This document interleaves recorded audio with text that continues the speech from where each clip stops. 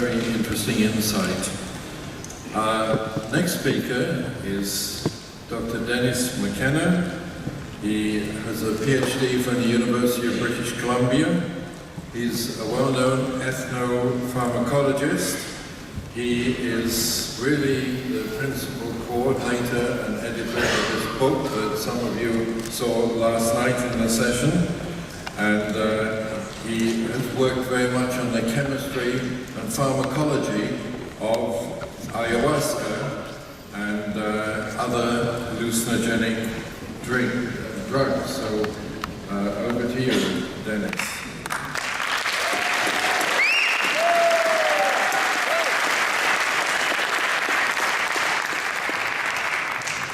Well, thank you, Dr. Prince, for that introduction. And I want to again acknowledge ICERS for making this rather amazing convocation happen. There are just no words for it. I think this is a landmark event in kind of our species coming to terms with the psychedelic plants, the plant teachers, and I can't even imagine the effort that goes into it. So thank you, Ben and Andrea.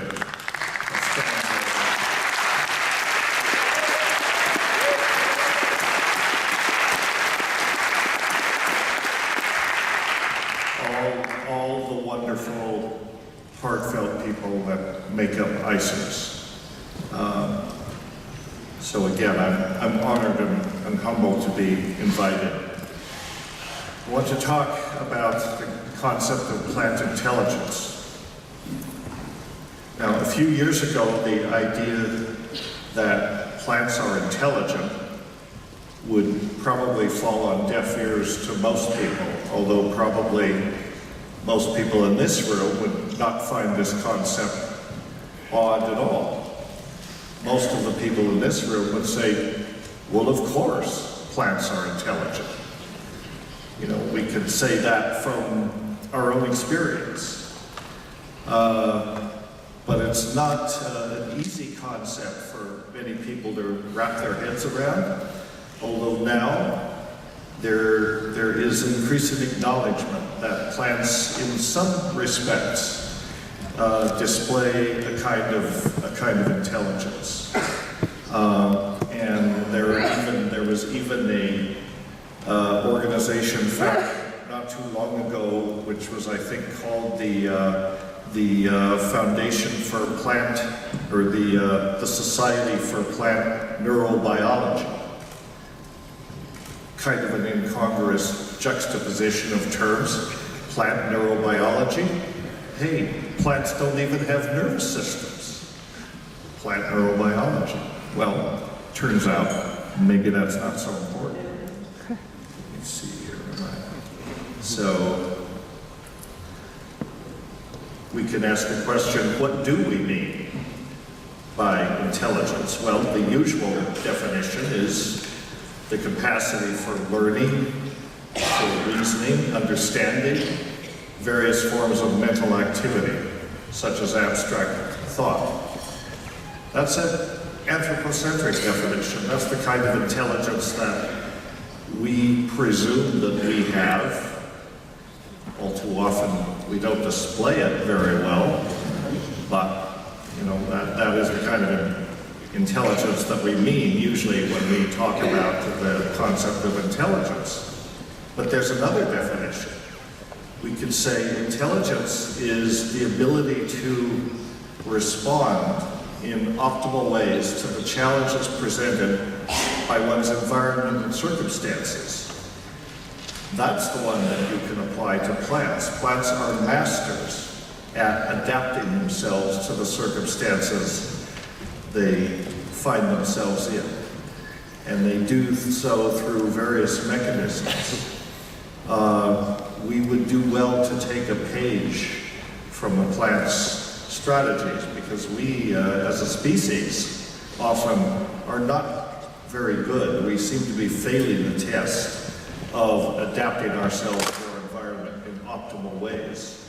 We are bad students. if you want to put it that way. We're not listening to the plants and what they can teach us. We need to listen harder, better, and maybe that's beginning to happen. It turns out you don't have to have a brain to have intelligence. Brains are one instantiation of it. What is required is not brains per se. What is required are so-called neural networks. Perhaps it's a misnomer. Let's call them hyperconnected networks. They're called neural networks because that's how they've been studied. Mostly you find these hyperconnected networks in nervous systems, but they actually occur everywhere in nature. And you encounter them. These are the basis, these can be the basis of intelligence, and brains may not be involved at all. Of course, in brains, these hyperconnected networks are neurons that are linked by synapses, and the synapses communicate with each other through neurotransmitters. And the human brain is, in fact, one of the most complex objects in the known universe. There seems to be a correlation between complexity and consciousness. Consciousness is an emergent property in biological systems that manifests at a certain level of complexity. And the brain is certainly complex. The number of synapses in the adult human brain is estimated to be between 100 and 500 trillion. It contains more connections than all of the computers and routers on the internet. So there's a gee whiz statistic you can put in your back pocket, save for the next cocktail party. But it's true. So the brain is probably the most well-studied of these neural networks because of our fascination with ourselves and because it is inherently interesting. The brain is basically a machine for signal transduction. Signal transduction in biology is the process of information exchange that involves chemical messengers. So it's a specialized kind of communication, and of course organisms are orchestrated. They are not actually objects, they are processes in time. And this is all coordinated through signal transduction, where a molecular messenger of some kind in the brain, usually a neurotransmitter, is released by one synapse, crosses the synaptic cleft, binds to one or more receptors on the receiving neuron. But the idea is that the message is carried through chemistry. There are other means of signal transduction in biological systems, but by far the most common and fundamental is this form of chemical signal transduction. And all of the brain's critical biochemical functions, including our experience of conscious awareness, are mediated by this neuronal chemical communications network.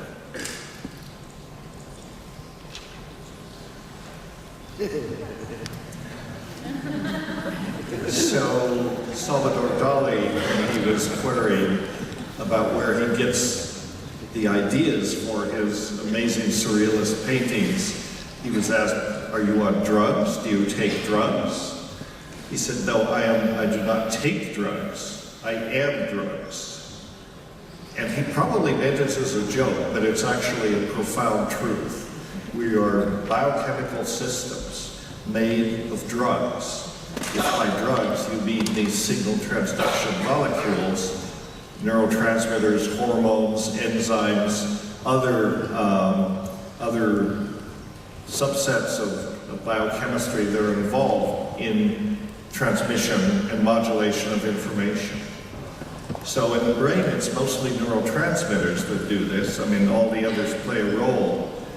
But interestingly, plant messenger molecules evolved from the same evolutionary precursors, or perhaps I should turn that around and say neurotransmitters evolved from evolutionary precursors in plants that resemble neurotransmitters.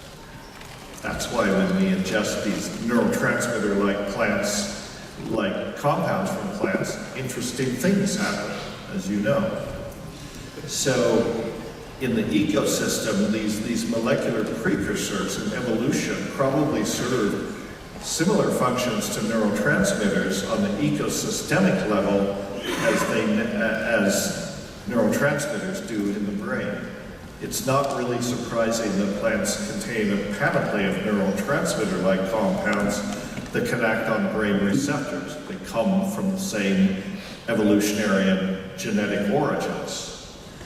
You know, there's tremendous homology, I think is the term that molecular biologists use to talk about the similarities in our DNA between ourselves and other organisms. You know, and we tend to be a little arrogant about that sometimes, like we are superior beings. But I think the degree of homology between the human being and the turnip is about 80%. So, you know, you can think of that like we're 80% turnips. No wonder we're not very smart. I don't know. Just an idea. Okay. So let's talk about plant intelligence a little bit. When I took ayahuasca for the first time with the UDV in Sao Paulo, I was at a convocation that they had organized, and I had taken ayahuasca previously in Peru, but never really had a transformational experience. But when I took the ayahuasca with about 500, or huasca, as the UDV calls it, I took it in a temple outside Sao Paulo following this conference with about 500 other people. And because I didn't speak Portuguese, I was really not expected to pay attention to, or maybe I was, but I didn't pay attention to what was being said in the sermons and in the talks, so I was able to go very deep. And I had a profound visionary revelation about photosynthesis, which is a fundamental process in the biosphere that actually keeps things humming, keeps life, sustains life itself. And I was able to participate in photosynthesis from the molecular point of view. I guess it's the kind of mystical experience that only a plant chemist could appreciate, but it was profound, and it left me weeping, and it left me concerned about the future of our planet and what we are doing to it. But at the end of the experience, there was a revelatory moment after I'd been shaken to the core of my very being at the threats that we face as a species, as a community of species. At the end of that experience, finally, over my left shoulder came a soft voice that said, "You monkeys only think you're running the show." And what they meant by that, I think, was that what I take away from it was, this is the plants talking. The plants are running the show on this planet. If it were not for the plants, there would not be life on Earth. And so that doesn't mean we don't have a responsibility to protect and love the environment, to try to protect as many plants as we can, do what we can to live in harmony with the Earth. But in fact, it's not really up to us. The message was that the plants, the further message is, you don't think we're going to let you destroy the planet, do you? And I had to answer, well, I hope not. So what is the miracle behind this? Well, it turns out that because of photosynthesis is this rather amazing little discovery that plants have made, big discovery through the course of evolutionary time. They have figured out how to take cosmic energy from the sun, capture that energy through pigments, light harvesting pigments, and they use that solar energy to make an enormous variety of organic molecules using sunlight, water, and carbon dioxide. Very simple reactants. And as a result of this, plants are virtuoso chemists. And in the process, they control the main factors on the biospheric level that is keeping the Earth compatible for life. Because in this process, carbon dioxide is one of the chemical precursors, and plants sequester carbon dioxide out of the atmosphere and bind it into these organic molecules. And conveniently enough for us, a byproduct of photosynthesis happens to be oxygen. Well, we kind of need oxygen. Try getting along without it for a while and see how you like it. So this is rather an amazing thing. And from these simple precursors that you see in the upper left there, from that is spun out first the basic molecules of life, initially simple sugars, and then all of the molecular stuff of life that we know. Lipids and steroids and all the main nucleotides, but there are certain plant compounds that are sometimes called secondary compounds, the ones in the orange boxes, and they are not universally needed for life. There are many plants that have different sets of secondary compounds. Almost all plants do. But they're not needed for life, or they would be in all living things. What do plants do with all these secondary compounds? Well, it turns out that these are secondary. There's nothing secondary about them. They're only secondary in the sense that they're not universally found in all plants. What these secondary compounds do is they serve a messenger function. Plants, a famous botanist once said, plants substitute biosynthesis for behavior. Plants respond to their environment through chemistry. They can't run away. They don't react to the environment that way, but they have very subtle ways through these chemically mediated signal transduction processes of interacting with their environment. They use these molecules to mediate their relations with other organisms in the environment. Other plants, fungi, microorganisms, insects, whole pollination process in plants is chemically mediated. Herbivores, things that want to eat plants, and that includes humans. And the main functions are defense or semiosis, which is signaling, and or symbiosis. Well, defense is easy to understand. The message is very clear. Leave me alone. So plants make repellents, they make toxins. They basically just do not want to interact, and they have ways of transmitting the message that if you do, you'll regret it. Things get more interesting when we talk about semiosis and symbiosis. Symbiosis is the formation of an alliance between different species, close alliance for mutual benefit. This is the way the biosphere works. Much more important process than competition, which also happens. But symbiosis is what drives the biosphere in a sense. So these plant secondary compounds you can think of as the neurotransmitters of the Gaian mind. The language of plants is chemistry. They use chemistry in these complex signal transduction conversations with everything in the biosphere. In this way, they regulate interactions with every organism in every ecosystem of every size, from local ecosystems like your backyard garden to the biospheric, planet-sized neural network that we call the biosphere. This is all regulated through these chemical signal transduction processes. So you don't need brain to have intelligence. In fact, sometimes, as we are a species, are finding out maybe having a brain is an impediment. You know, maybe we don't use our intelligence very well.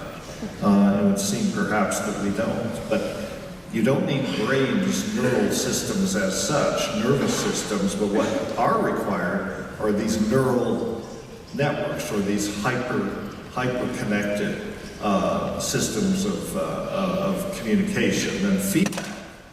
And in any given forest, there are vast neural networks that spread throughout the ecosystem. There are associations between the roots of trees, the mycorrhiza of fungi in the soil, and these are essentially the internet of the forest.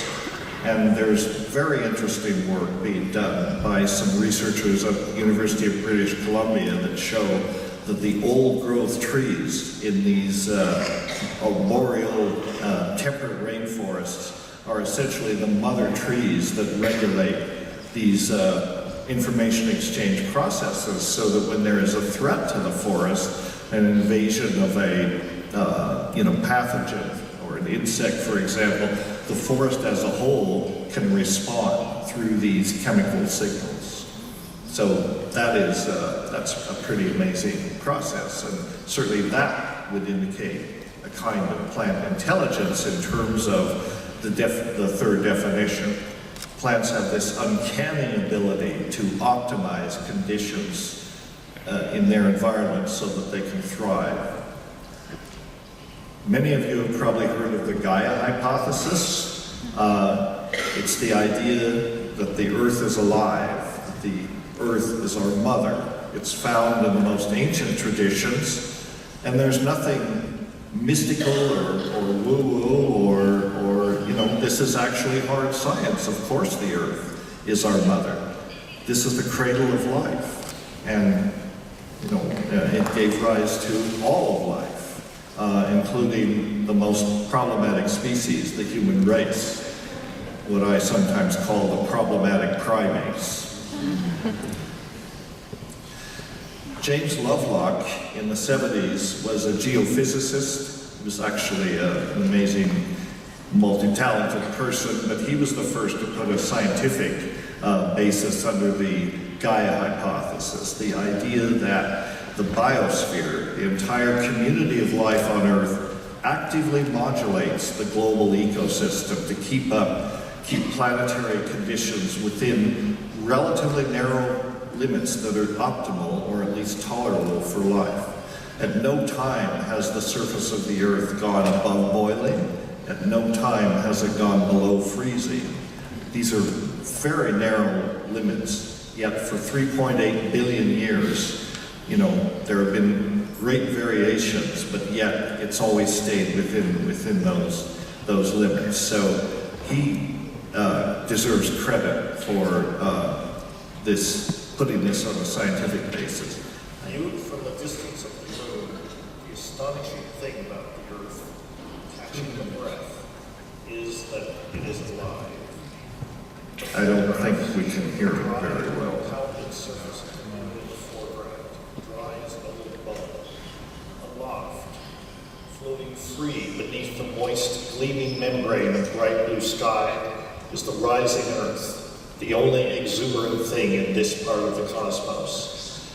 If you could look long enough, you would see the swirling of the great drifts of white cloud, covering and uncovering the half-hidden masses of land. If you had been looking for a very long geologic time, you could have seen the continents themselves in motion, drifting apart on their crustal plates, held afloat by the fire beneath. It has the organized, self-contained look of a live creature, full of information, marvelously skilled in handling the sun. I think that's from Lewis Thomas' book, The Lives of the Cell, which came out about the time that Jim Lovelock's book came out. So Jim Lovelock articulated the idea of geophysiology Just as we have different physiological systems, our cardiovascular, nervous system, lymphatic system, and so on, that work together in symbiosis, if you will, to regulate our bodies, so does the Earth have similar processes going on. The major parts of the atmospheric, of the biospheric geophysiology consists of the atmosphere, the geosphere, the hydrosphere, the biosphere. And perhaps a subset of that we might know could be called the phytosphere. And it works in a very similar way. It works through complex systems of feedback loops to maintain homeostasis and equilibrium. So this is how it works, is through these fundamental processes. The parameters that life regulates in order to maintain a habitable Earth are basically the temperature and the salinity, the pH of the oceans, the atmospheric competitions, the carbon dioxide and nitrogen content, again regulated through photosynthesis, and surface temperature.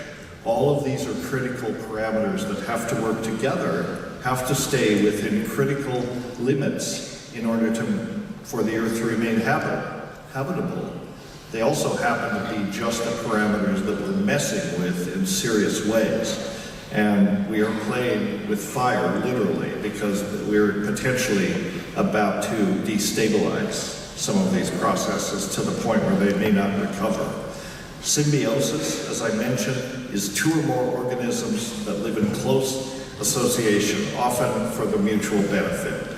Homeostasis, another important process. It's a state of being in balance, a tendency to maintain constant internal conditions despite large changes in the external environment.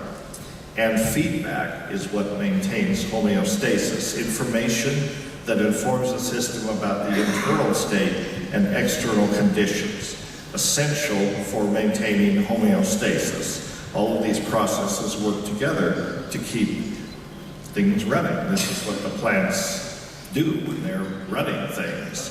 And of course, we, the problematic primates, are busy dismantling these homeostatic systems as fast as we can. The homeostatic systems are remarkably resilient. They can take tremendous damage.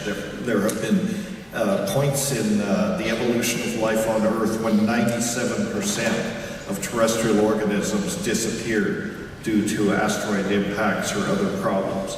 We are pushing the envelope of the tolerance of these systems as never before. There will come a point where the systems are so completely disabled that they're unable to recover. And then we don't know, but it's a grim prospect, and we will probably see it in our lifetimes.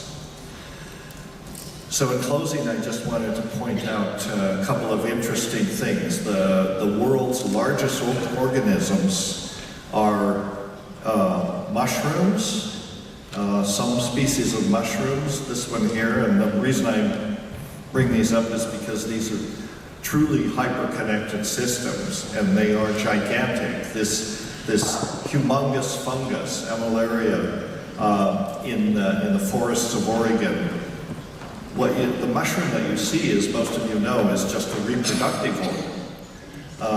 It's a tiny part. The bulk of the biomass of the mushroom are these mycelial threads that run through the soil. There are a number of these gigantic mushrooms in the Northwest and elsewhere, and they know they're the same mushroom because they can sample the DNA in different parts, of the forest, and they get the same pattern. So, the size of this mushroom here is thought to be about a cubic mile. So big, really big, and, hyper-connected. Also, aspen forests are another good example. We look at an aspen forest in the mountains of Colorado, we think, what a lovely forest. They're actually clones. This is one of the larger clonal forests. We think of them as separate trees. Actually, they're stems. This is all one organism. This is all one tree with many stems. And again, hyper-connected. So that's very interesting too, I think.